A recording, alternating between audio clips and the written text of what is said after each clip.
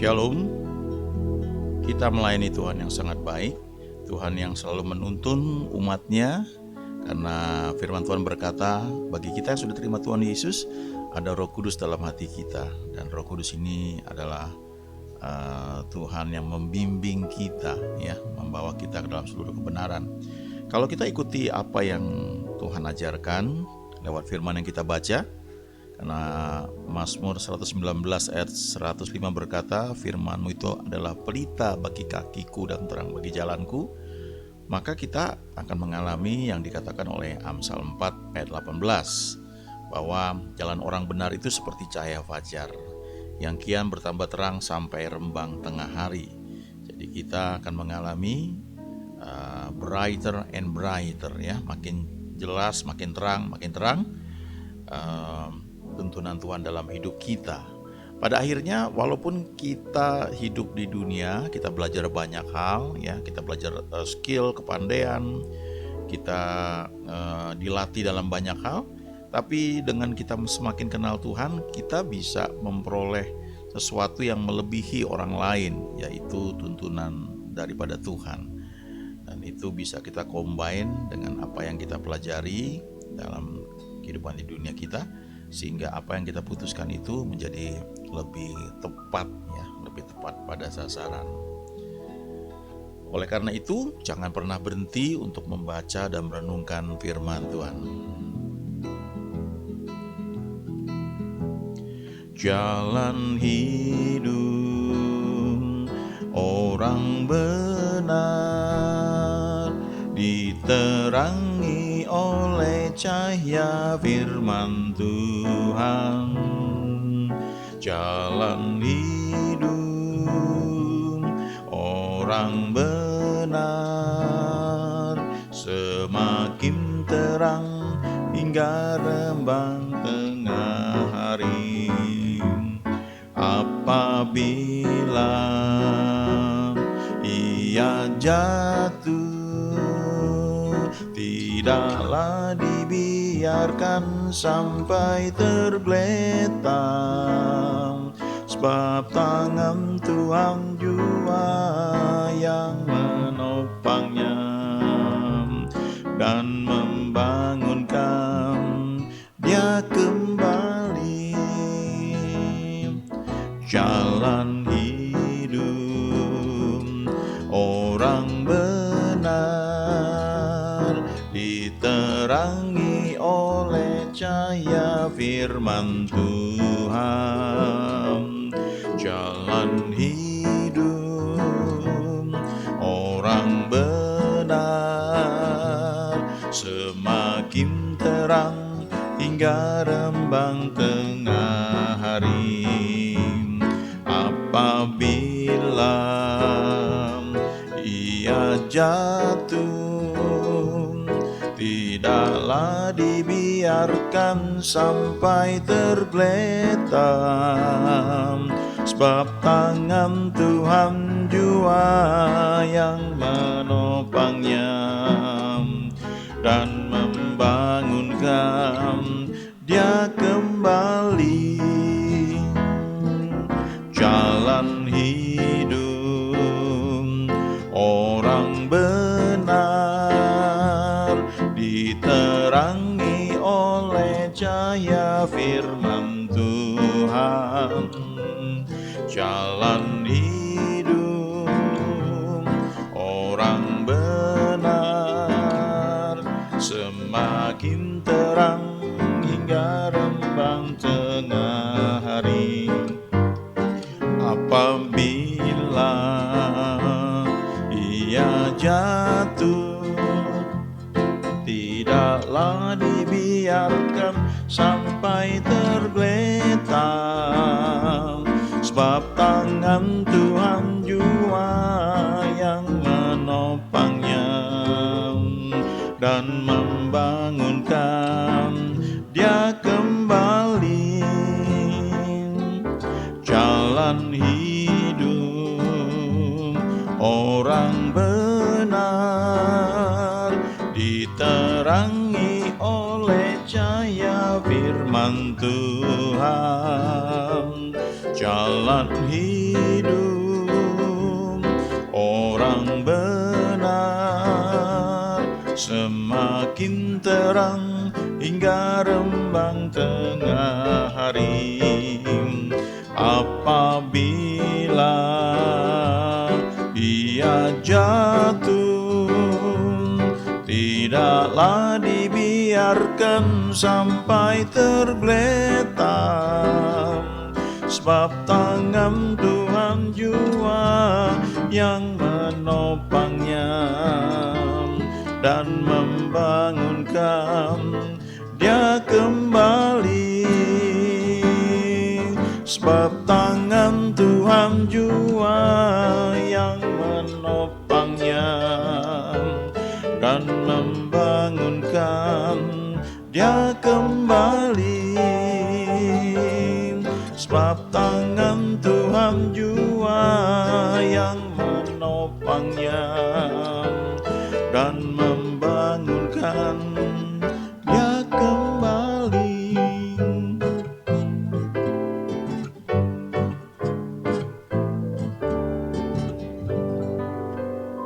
Ya, puji Tuhan. Amsal 14 ayat 18 sampai dengan 27 ini perlu direnungkan berulang-ulang ya. Kita baca, camkan lagi. Bahkan kalau kita rutin membaca Alkitab, kitab Amsal kita ikuti setiap hari, kita baca sesuai dengan tanggal, maka ayat-ayat dalam kitab Amsal ini akan menjadi deposit firman Tuhan di otak kita, di memori kita. Ya, membentuk cara berpikir, belief system, tapi juga berguna ketika pada saat-saat tertentu Roh Kudus akan mengubahnya menjadi rema, menjadi tuntunan yang spesifik buat kita. Sehingga kalau kita terima rema tersebut, dikatakan iman timbul dari rema, ya, muncul iman. Dan iman itu adalah seperti uluran tangan kita yang menerima uluran tangan Tuhan. Uluran tangan Tuhan itu anugerah ya, atau kasih karunia atau grace. Dikatakan di Efesus 2 ayat 8 dan 9, sebab karena kasih karunia, sebab karena anugerah, sebab karena grace kamu telah diselamatkan oleh iman ya.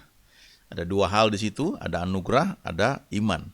Anugerah itu seperti tangan Tuhan yang terulur kepada kita. Iman itu seperti tangan kita yang menjambut uluran tangan Tuhan.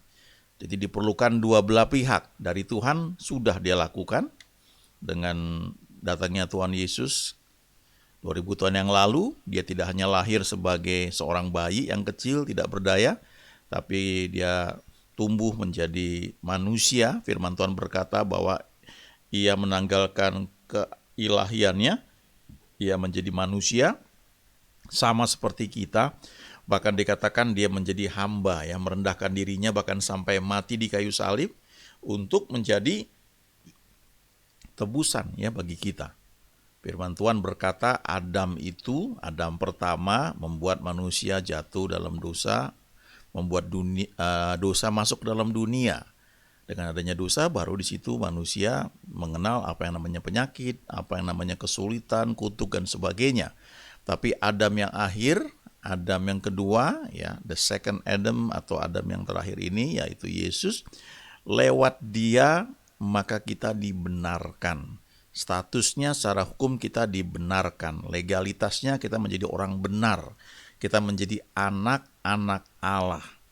Yang namanya anak itu mewarisi apa yang dimiliki oleh orang tuanya, bukan karena apa yang dia buat, tapi karena status legalitasnya dia mewarisi apa yang orang tuanya miliki. Nah, dalam satu keluarga yang kaya sekali ya misalnya, maka otomatis semua yang orang tuanya miliki itu akan diwariskan kepada anak-anaknya ya. Tinggal dari anak-anaknya itu sejauh mana mau belajar mengelola dengan baik supaya apa yang mereka terima dari orang tuanya sebagai warisan, mereka bisa kembangkan lebih jauh lagi. Ya, jadi ada tanggung jawab dari pihak anak-anak, tapi juga ada bagian yang orang tuanya berikan ya sebagai warisan. Itu sebabnya Setelah kita lahir baru, terima Tuhan Yesus, kita menjadi anak-anak Allah. Tidak hanya itu, ada Roh Kudus yang diberikan untuk membimbing kita. Bagian kita adalah mulai mengenali tuntunannya. Ya, pagarnya yaitu firman Tuhan yang menolong kita. Firman Tuhan yang kita baca itu menjadi satu cara berpikir yang tertanam. Tentunya ada bimbingan dari Tuhan, ya, Roh Kudus yang menolong kita. Dan itu akan menjadi mindset kita, cara berpikir kita, paradigma kita. Amsal 4 ayat 18 ini berkata, jalan orang benar itu seperti cahaya fajar, yang kian bertambah terang sampai rembang tengah hari. Sewajarnya ketika kita semakin bertumbuh dalam kerohanian, kita akan makin bisa membedakan tuntunan Tuhan. Kita akan makin peka, ya. Roma 12 ayat 2 berkata, berubahlah oleh pembaruan budimu, cara berpikirmu, sehingga kamu bisa membedakan manakah kehendak Allah.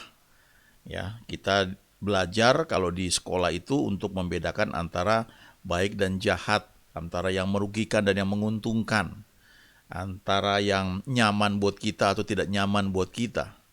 Tapi setelah kita lahir baru, terima Tuhan Yesus, maka Tuhan membuat kita mampu untuk membedakan tidak hanya antara baik dan jahat, ya, seperti yang diberikan oleh buah pengetahuan baik dan jahat.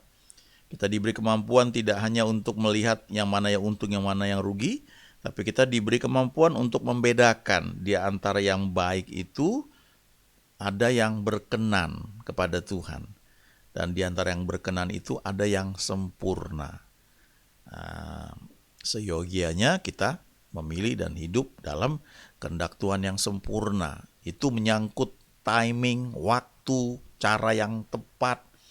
Kalau kita baca di Alkitab misalnya, ya, Musa itu dilahirkan, kemudian dia dibesarkan di lingkungan kerajaan Mesir, ya, karena putri Firaun mengangkat dia sebagai anaknya. Di Kisah Rasul pasal 7 dikatakan Musa itu pada waktu berumur 40 tahun, dia menjadi orang yang berkuasa dalam perkataan dan perbuatannya. Itu hal yang baik, ya. Kita sekolah tinggi, kita dapat berbagai gelar, itu hal yang baik, yang bagus sekali, ya. Bukan hal yang jahat. Tapi kemudian dikatakan timbullah keinginan dalam hatinya untuk melihat orang-orang Israel. Rupanya dia sudah sadar bahwa dia ini adalah orang Israel, ya, yang dibesarkan di lingkungan kerajaan Mesir. Dia tinggal di istana. Lalu ketika ada orang Israel dianiaya oleh orang Mesir, dia membelanya. Dia membunuh orang Mesir itu dan menyembunyikan mayatnya dalam pasir. Tapi besoknya waktu dia lihat ada 2 orang Israel bertengkar, dia melerainya dan berkata, kenapa kalian bertengkar? Kenapa kalian berkelahi? Kan kalian bersaudara. Lalu salah seorang bilang, apa urusanmu? Apakah kamu mau bunuh aku juga seperti kamu membunuh orang Mesir kemarin? Lalu Musa ketakutan. Musa lari meninggalkan istana dan dia tinggal, ya, di padang gurun di Midian sana selama 40 tahun. Jadi usia 80 baru dia dipanggil lagi untuk membebaskan orang Israel. Panggilannya sudah ada, ya. Dia sudah merasakan hal itu ketika dia berusia 40 tahun, dan dia kira posisi dia yang dia miliki di Mesir itu akan sangat berguna untuk dia membawa orang Israel keluar dari Mesir. Tapi justru kalau kita baca, dia lari ketakutan. Nah, Musa mempunyai hal yang baik, dia sekolah, dia berkuasa, punya posisi, status, punya uang dan sebagainya. Dia tinggal di Mesir. Lalu dia punya panggilan, dia merasa dia dituntun oleh Tuhan untuk memimpin orang Israel keluar dari Mesir. Itu hal yang baik dan saya percaya itu berkenan, karena itu menyangkut sesuatu hal yang memang Tuhan inginkan. Tidak hanya hidup untuk diri sendiri, tapi ada suatu tugas, misi yang Tuhan berikan. Tapi yang berikutnya yang perlu kita perhatikan adalah timingnya, waktunya, dan caranya seperti apa. Musa terburu-buru melangkah, sehingga akibatnya dia mesti lari, bersembunyi selama 40 tahun, nggak berani lagi kembali ke Mesir, ke istana di mana dia sebelum ini dikenal sebagai orang berkuasa, sampai akhirnya Tuhan bawa dia, ya. Dia perlu peneguhan beberapa hal sebelum dia akhirnya memutuskan mau. Dan ketika dia kembali, itulah waktu yang tepat, yang sempurna. Walaupun sebelumnya Musa pernah salah. Kalau kita pelajari di Alkitab, sebenarnya Tuhan bilang sama Abraham, keturunanmu akan berada di satu negeri yang asing. Dan mereka tinggal selama 400 tahun. Tapi faktanya ketika orang Israel keluar dari Mesir, di kitab Keluaran dikatakan orang Israel keluar dari Mesir setelah 430 tahun. Jadi ada selisih 30 tahun delay. Ya, keterlambatan 30 tahun. Kenapa itu? Karena Musa melangkah melebihi, ya, bukan melebihi, ya, mendahului waktu Tuhan. Ya, kita bisa hitung kalau dikurangi 40 tahun, ya, usia Musa dari 40 ke 80, ya, dia diasingkan di Midian, di padang gurun. Maka sebenarnya waktu panggilan itu datang ketika Musa berumur 40 tahun, orang Israel sudah tinggal selama 430 dikurang 40 tahun, ya, pengasingan Musa itu. Jadi 390 tahun. Sebenarnya dari sejak terasa panggilan itu dalam kehidupan Musa, dia mesti menunggu lagi dengan sabar 10 tahun. Sebelum akhirnya lahirlah, akhirnya waktunya tiba, ya, untuk dia bawa orang Israel keluar dari Mesir. Tapi karena dia kecepatan 10 tahun, akibatnya orang Israel tertunda 30 tahun. Ya. Sangat penting buat kita belajar untuk mengenali tuntunan Tuhan, apalagi dalam pelayanan. Tidak terburu-buru kita melakukan sesuatu karena kita pikir kita bisa, kita punya uang, kita bisa lakukan banyak hal, kita punya pengaruh. Tanpa sadar kita telah berusaha menolong Tuhan pakai kekuatan kita. Ya, Musa kecepatan 10 tahun, akibatnya ada delay bagi seluruh orang Israel selama 30 tahun. Bagaimana dengan Abraham, bapak orang percaya? Dia orang baik, ya, dia mengikuti tuntunan Tuhan. Dia dipanggil keluar dari Ur Kasdim, kemudian dari Haran, dia ikuti tuntunan Tuhan step by step. Tapi pada titik tertentu, ketika Tuhan sudah berkata bahwa kamu akan punya anak kandung, tapi istrinya gak sabar, Abraham juga gak banyak berdoa mungkin saat itu, sehingga ketika istrinya usulkan untuk menikah dengan Hagar, dan itu sah, itu legal, tidak salah, karena istrinya sendiri yang menawarkan kepada Abraham waktu itu. Dan akhirnya Abraham kawin dengan Hagar, lahirlah Ismail. Nah, kalau kita baca di Alkitab, ketika Ismail lahir, usia Abraham 86 tahun, setelah itu sama sekali tidak ada firman selama 13 tahun. Yaitu ketika Abraham berumur 99 baru dapat firman lagi. Dan Ishak lahir ketika Abraham umur 100 tahun. Dan selanjutnya, karena Abraham mendahului waktu Tuhan dengan cara dia berusaha menolong Tuhan, sesuatu yang dia kira baik, bahkan berkenan mungkin, tapi tidak sempurna menyangkut waktu dan caranya. Akibatnya, kalau kita baca di Alkitab, memang terjadi pertikaian antara Ismail dan Ishak. Pada akhirnya Ismail diusir keluar. Ya, firman Tuhan mengatakan demikian. Dan Abraham memberikan seluruh hartanya, mewariskannya kepada anaknya Ishak, anak perjanjian. Tapi kepada anak-anak yang lain, karena Alkitab berkata Abraham punya anak tidak hanya dari Sarah, yaitu Ishak, tapi juga dari Hagar, yaitu Ismail, dan dari keturah, ya, dari gundiknya yang lain. Bahkan ada yang mengatakan juga ada beberapa gundiknya yang lain. Tapi yang jelas Abraham punya beberapa anak. Mungkin cukup banyak, tapi yang diakui sebagai keturunan Abraham atau yang disebut sebagai anak perjanjian adalah Ishak. Ya. Dan dampak yang Abraham lakukan itu besar sekali, ya, sampai ribuan tahun kemudian dampak itu terasa, ya. Jadi sangat penting kita untuk belajar membedakan kehendak Allah, apa yang baik. Sesuatu yang baik belum tentu berkenan kepada Tuhan. Dan sesuatu yang berkenan kepada Tuhan belum tentu itu yang sempurna. Yang sempurna itu menyangkut timing, ya, menyangkut caranya. Ya, mungkin caranya Kalau secara manusia, kalau kita buka usaha ya, kita pinjam aja ke bank ya, itu sah, itu ada hitung-hitungannya, kita belajar. Saudara sekolah, kuliah, manajemen, saudara akan belajar itu ya. Bagaimana mengajukan pinjaman ya, nggak perlu sekolah juga. Tapi kalau kita seorang planner ya, kita membuat rencana, kita membuat itu ya, membuat bisnis plan, dan semua data-data lalu kita ajukan itu ke bank, dipelajari oleh bank atau investor yang percaya kepada kita, lalu direncanakan cash flow-nya. Setelah kita pinjam, maka akan dikembalikan dalam waktu berapa tahun, dipotong, bayar bunganya berapa lama, kita buat perencanaan pemasukan gitu. Itu hal yang wajar gitu ya. Tapi kalau di pelayanan lebih dari sekedar hal seperti itu. Mungkin sekali Tuhan justru nggak mau kita pakai usaha kita, ya, pakai pinjaman dari bank misalnya. Ya. Itu mungkin seperti Ismail ya. Ismail itu kan anak kandung Abraham. Itu betul-betul anak kandung, tapi bukan anak kandung dari Sarah. Dan bukan anak kandung seperti yang Tuhan mau, yang pada akhirnya menyebabkan Ishak lahir, yaitu anak kandung Abraham, benihnya Abraham, dan lahir dari rahimnya Sarah. Nah, untuk mencapai hal seperti ini, mencapai Ishak, memang sebagian orang gak akan betah ya, karena gak nyaman gitu.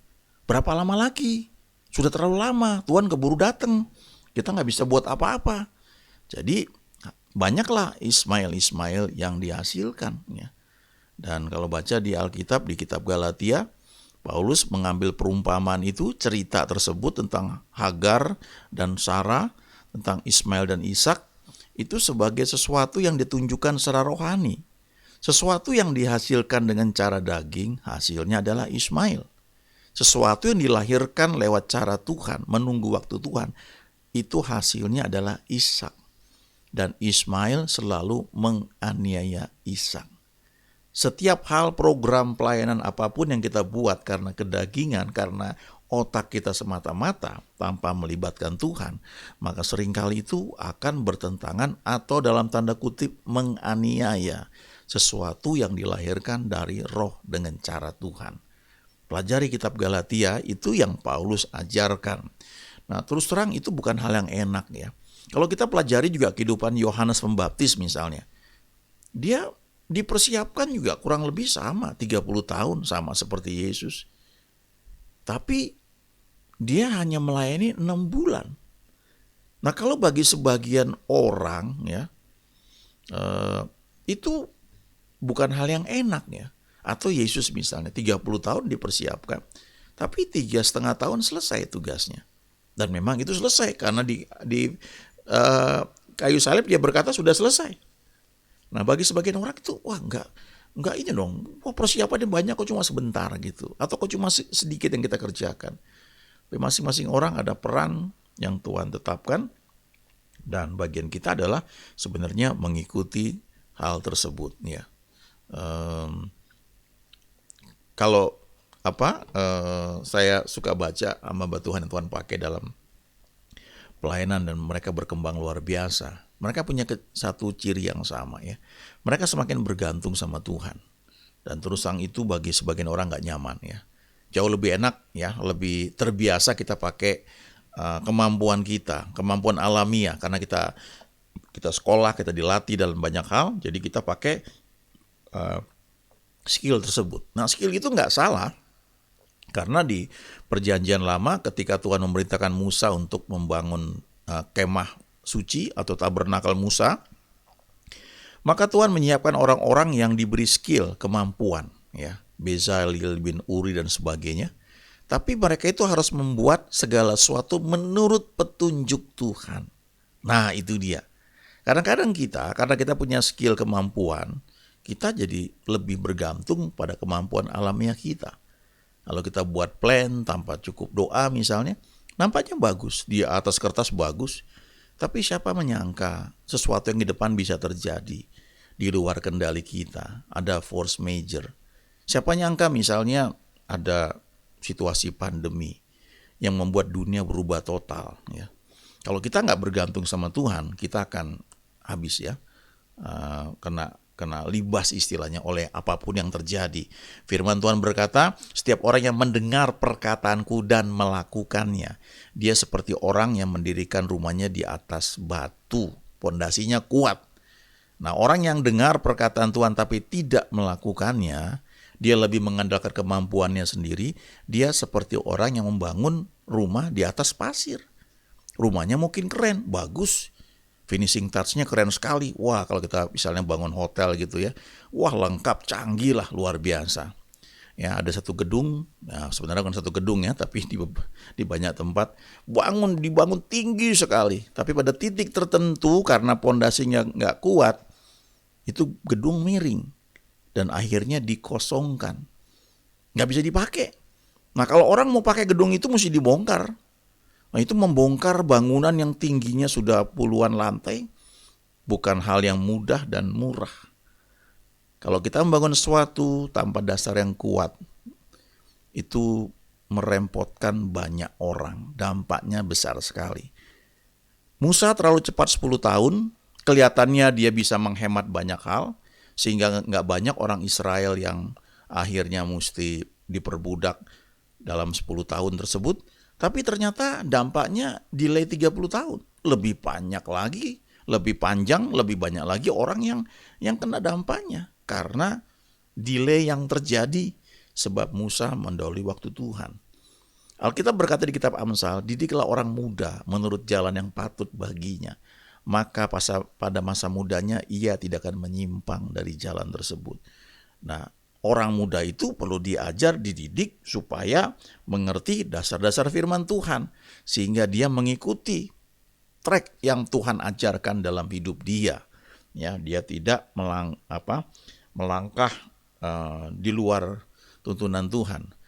Ada seorang hamba Tuhan sekian tahun yang lalu, ya, dia belajar bagaimana baca firman, berdoa, tapi kemudian dia senantiasa memperhatikan, ya, kalau ada orang-orang yang lebih dahulu melayani. Dia bilang begini, Tuhan mengajar saya untuk melihat, mendengar apa yang dikatakan para senior saya. Walaupun tidak semuanya saya setuju, tapi setidaknya mereka punya pengalaman yang mereka sudah lalui. Jadi ada banyak hal, kegagalan, kebodohan yang gak perlu saya alami karena saya mendengar pengalaman mereka diceritakan. Saya belajar dari mereka juga. Tuhan mengajarkan saya untuk respect, ya, memperhatikan orang-orang yang lebih dahulu sudah melayani Tuhan, mendengar pengalamannya itu. Walaupun belum tentu saya sepakat dengan apa yang mereka katakan, tapi minimal saya punya hati yang humble, mau belajarnya. Dan kalau secara umum kita buat pekerjaan usaha, ya kita bisa pakai, ya, teknologi atau skill yang kita belajar di sekolah. Nah, sangat bagus lagi kalau kita melibatkan Tuhan supaya kita itu selalu berada di tempat yang tepat pada waktu yang tepat. Tapi kalau kita dalam pelayanan khususnya, kita perlu ingat yang kita bangun adalah kerajaan Tuhan. Dan yang paling ngerti itu, yang paling punya kepentingan adalah Tuhan sendiri. Mari belajar untuk mengizinkan Dia membentuk kita, ya. Baca Amsal 4 ayat 18 ini sampai dengan 27, ya. Berulang-ulang sampai itu menjadi satu frame cara berpikir kita. Ya, kita enggak seperti orang fasik yang tidak tahu apa yang menyebabkan kita tersandung. Kita mengerti, miss-nya di sini, salahnya di sini. Jadi nggak perlu banyak biaya terbuang, ya, nggak perlu banyak orang-orang mungkin jadi kena dampaknya, ya. Tentu Tuhan tetap bisa buat menjadi baik, ya. Kadang-kadang kita melihat, jadi baik kan, buktinya terjadi seperti ini. Betul, semua bisa jadi baik karena Tuhan kita Tuhan yang baik. Tapi ada hal-hal yang bisa kita hindari sehingga nggak perlu terjadi. Waktu Ismail akhirnya lahir dan Abraham mengalami pergumulan karena mesti mengusir Ismail, Tuhan bilang begini, Ismail juga akan kuberkati dan kubuat jadi bangsa yang besar karena dia adalah anakmu juga. Tapi perjanjianku aku buat dengan Ishak, anak perjanjian. Ya. Jadi Tuhan mau bilang begini, kamu buat pelayanan dan itu bagus segala macam, aku akan berkati juga. Tapi perjanjianku itu berlaku bagi orang yang menantikan aku sedemikian rupa sehingga pelayanan yang terjadi itu betul-betul karena aku. Bukan karena uangmu, bukan karena apa-apa yang kamu punya, tapi karena aku sendiri. Ya, dan kita nggak bisa bermegah. Ya. Sebagian orang bisa bilang, oh Tuhan menolong saya, Tuhan berkati. Betul, itu nggak salah juga. Tapi karena sebagian itu karena ada skill, ada kemampuan dalam hidupnya, itu membuat tanpa sadar sebenarnya dia ada kebanggaan. Ya itu kan karena Tuhan pakai saya. Tapi kalau orang yang sudah melalui seperti Musa, 40 tahun dididik di Mesir, lalu 40 tahun diasingkan, itu udah gak punya percaya diri lagi, kecuali bergantung sama Tuhan. Dan orang-orang seperti ini Tuhan bisa bawa ke tempat yang tinggi sekali, ya, karena dia sangat sadar sekali dia gak bisa buat apa-apa. Nah, kesadaran seperti ini harusnya kita bisa peroleh tanpa perlu kita alami seperti yang Musa alami.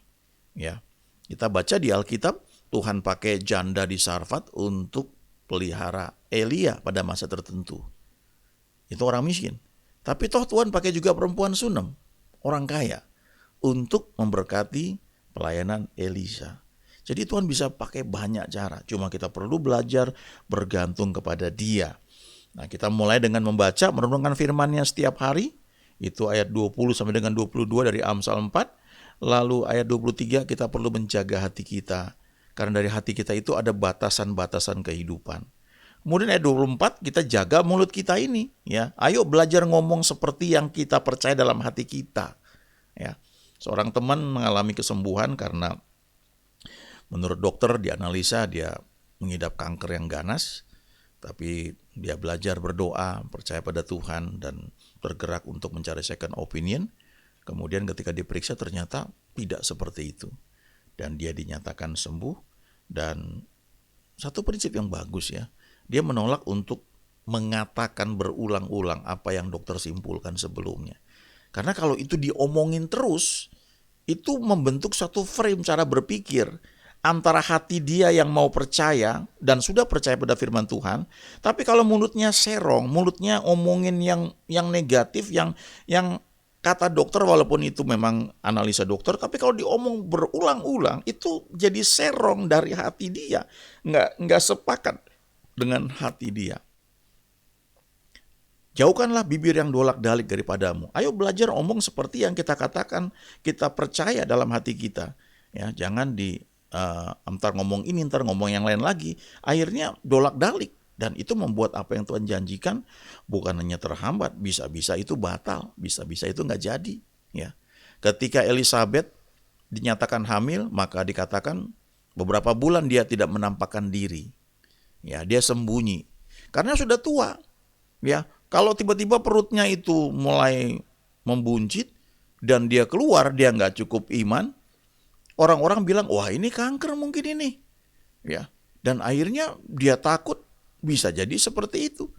Itu sebabnya Zakaria, suaminya, seorang imam, dibuat bisu supaya nggak ngomong. Diem aja, kamu kan nggak percaya, diem aja, jangan ngomong. Sampai Yohanes lahir, dan kemudian diberi nama Yohanes, baru mulutnya terbuka. Supaya ngomongnya itu loh, bibir dolak-dalik itu, apalagi dia imam yang masuk ke ruang Maha Kudus, ya bakar ukupan dia di sana, itu satu hal yang luar biasa. Perkataan itu akan powerful sekali. Makanya dibuat dia jadi bisu biar dia nggak ngomong. Ya. Jadi kita perlu jaga mulut kita. Kalau saya baca di Alkitab ya, ada hal-hal yang ketika ditanya, kalau kita nggak ingin ngomong ya nggak usah ngomong. Tuhan Yesus waktu ditanya, apakah engkau Mesias, engkau anak Allah? Dan dia diam, dia nggak jawab ya. Sebab kalau dia bilang bukan, ya itu menyangkali apa yang ada dalam hatinya. Tapi kalau dia bilang saat itu iya, itu bisa menimbulkan hal yang lain lagi. Jadi kadang-kadang lebih baik kita diam daripada kita bilang sesuatu padahal nggak seperti itu. Ya, itu membuat hati kita nanti selaras dengan mulut kita. Apa yang penuh dalam mulut adalah hati kita akan keluar dari mulut kita. Baru ayat 25, 26 dan 27 itu soal memandang ke depan, ya, soal visi dan menempuh jalan yang rata dan tidak menyimpang ke kanan dan ke kiri. Ini pelajaran kehidupan, pelajaran doa yang perlu kita praktekkan. Coba cek ya. Saya belajar banyak ya, ada hamba Tuhan yang menuliskan juga buku tentang doa. Pada akhirnya waktu kita bertumbuh semakin kenal Tuhan, ada banyak hal yang kita nggak perlu doakan. Karena kita mengerti harusnya begini. Waktu kita kecil, mau minum kita merengek sama orang tua kita. Kita minta makan, kita ngomong. Tapi semakin kita dewasa, kita tinggal ke kulkas, buka kulkas, ambil minuman. Lapar misalnya, makanan di belakang nggak ada. Oke, kita bisa pesan GoFood misalnya. Atau kita, ada Indomie misalnya. Atau makanan apa? Kita bisa buat sendiri. Kenapa? Karena kita bertumbuh semakin dewasa. Kadang-kadang kalau kita nggak hati-hati, doa kita itu menjadi suatu rumusan yang kita pakai berulang-ulang. Rasanya kalau kita nggak ngomong itu Tuhan nggak jawab. Ya, seringkali dalam doa yang diperlukan waktu kita dengar dia ngomong apa, itu aja disampaikan. Ya, ini kita nggak perlu dan segala macam. Ya, bukan yang nggak boleh, tapi ada hal-hal yang kita mungkin cukup tahu Tuhan mau apa, lakukan. Bahkan nggak perlu didoakan. Ya, ada hamba Tuhan dulu ketika masih remaja, dia jatuh cinta dengan jenggot dari seorang pendeta, ya. Dan dia pengen punya jenggot seperti itu. Dia masih usia remaja, ya, belum punya kumis atau jenggot, dan dia doa puasa untuk hal itu. Dan ibunya tanya, kamu puasa untuk apa? Ini rahasia, Mam. Dia puasa supaya dia punya jenggot seperti pendeta yang dia lihat keren banget gitu. Belakangan dia belajar, ternyata dia nggak perlu puasa. Nanti pada waktunya jenggotnya akan muncul sendiri. Hal yang sama juga dalam doa. Ya, mari belajar kenal Tuhan. Kenali jalan-jalannya. Ada banyak hal yang kita nggak perlu ucapkan, nggak perlu mungkin kita kumpulin. Bukannya nggak bagus banyak orang berdoa, tapi jauh lebih penting kita mengerti kehendak Dia. Ya, dan kita akan bergerak dalam tuntunannya. Dan ketika kita berkumpul bersama-sama, orang-orang yang mengerti jalan-jalannya Tuhan, kita juga akan melakukan hal yang tepat, kita juga akan berdoa dalam tuntunan Tuhan, dan kita bisa menikmati semua yang Tuhan janjikan. Pada akhirnya kita akan melihat bahwa memang betul jalan orang benar itu seperti cahaya fajar yang kian bertambah terang sampai rembang tengah hari. Kita akan berjalan from brighter to brighter, semakin terang, semakin jelas. Kita akan mengerti bahwa God is good all the time. Amin.